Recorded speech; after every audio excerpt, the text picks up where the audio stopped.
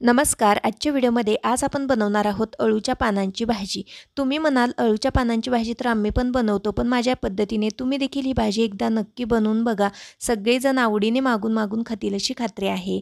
व्हिडिओला सुरुवात करूयात. अळूच्या पानांची भाजी बनवण्यासाठी या इथं मी फ्रेश अळूची पानं घेतलेली आहेत. तर ही हिरव्या रंगाची पानं आहेत ती आपण भाजी बनवण्यासाठी वापरतो. पाठीमागून पानांना जो चॉकलेटी रंग असतो ती पानं आपण अळूची वडी बनवण्यासाठी वापरतो. तर ही पानं मी किंवा ही अळू आहे ती मी घरीच कुंडीमध्ये लावलेली आहे. त्याला मस्त अशी पानं आलेली आहेत, अगदी फ्रेश पानं आहेत. तर भाजी बनवण्यासाठी आपल्याला या पानांचे देठ देखील कट करून घ्यायचे आहेत. या ठिकाणी मी ही अळूची पानं आहेत ती छान अशी देठांमध्ये कट करून घेतलेली आहे. त्यानंतर ही अळूची पानं आपल्याला स्वच्छ पाण्याने धुवून घ्यायची आहेत. स्वच्छ पाण्याने ही पानं धुवून घेतल्यानंतर आपल्याला या अळूच्या पानांचे देठ आहेत ते कट करायचे आहेत. हे पहा या पद्धतीने. तर सर्व पानांचे देठ आहेत ते मी याच पद्धतीने अगदी छान असे कट करून घेते. तर भाजी बनवण्यासाठी आपल्याला अळूच्या पानांच्या देठांचा देखील वापर करायचा आहे.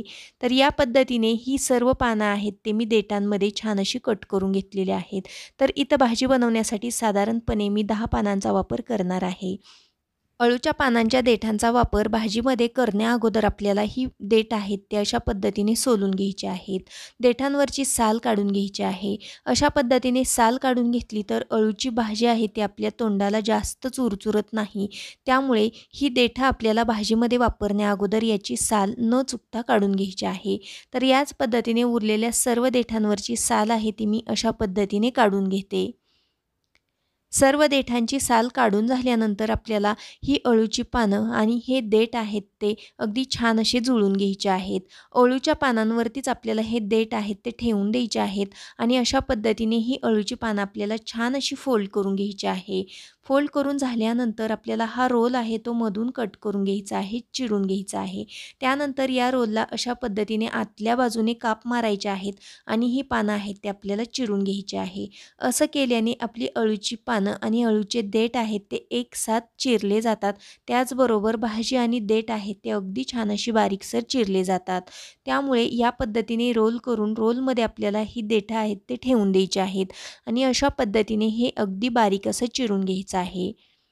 तर याच पद्धतीने अळूची पानं आणि अळूचे देठ आहेत ते अगदी छान असे मी बारीक चिरून घेतलेले आहेत.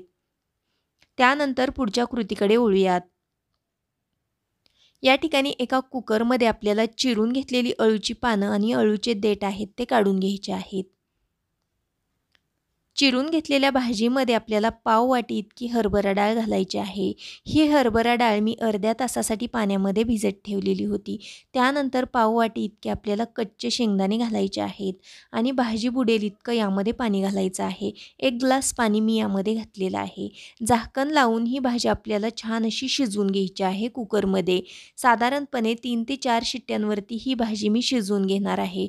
कुकरच्या किती शिट्ट्या कराव्या लागतात त्यानुसार तुम्ही ही भाजी कुकरला शिजवून घ्या. त्यानंतर आपल्याला भाजीसाठी एक छोटंसं वाटण बनवायचं आहे. त्यासाठी एका खलबत्त्यामध्ये मी लसूण, हिरवी मिरची, जिरे घातलेलं आहे. हे पटकन बारीक व्हावं यासाठी थोडंसं मीठ देखील घातलेलं आहे. अगदी जाडसर अशा प्रकारचं आपल्याला हे वाटण बनवून घ्यायचं आहे. हेच वाटण तुम्ही मिक्सरला देखील बारीक करून घेऊ शकता. जाडसर अशा प्रकारचं वाटण बनवून तयार झालेलं आहे. तोपर्यंत आपली भाजी देखील अगदी छान अशी शिजलेली आहे. कुकर पूर्णपणे थंड झालेला आहे. आता ही भाजी आपल्याला अशा पद्धतीने पळीने अगदी छान अशी फेटून घ्यायची आहे, जेणेकरून ही भाजी अगदी मस्त अशी मॅश होते.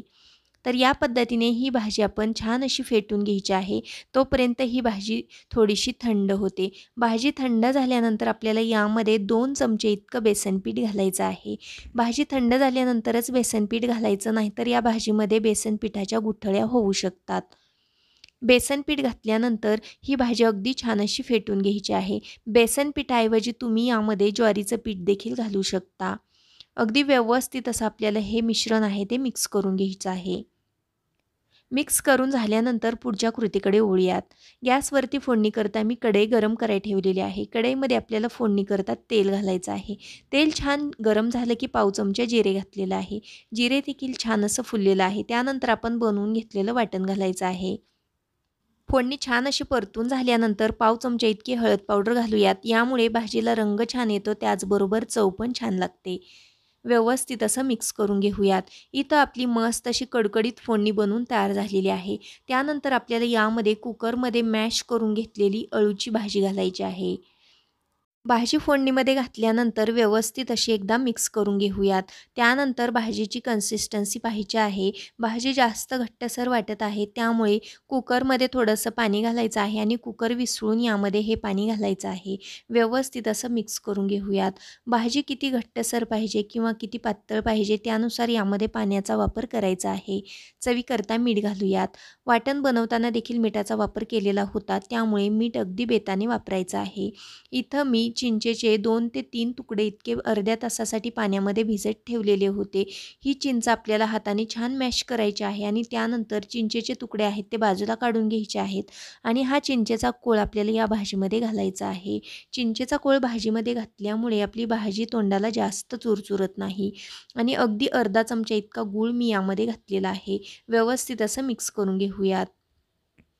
मिक्स करून घेतल्यानंतर ही भाजी थोड्या वेळासाठी शिजवून घ्यायची आहे ओपनली.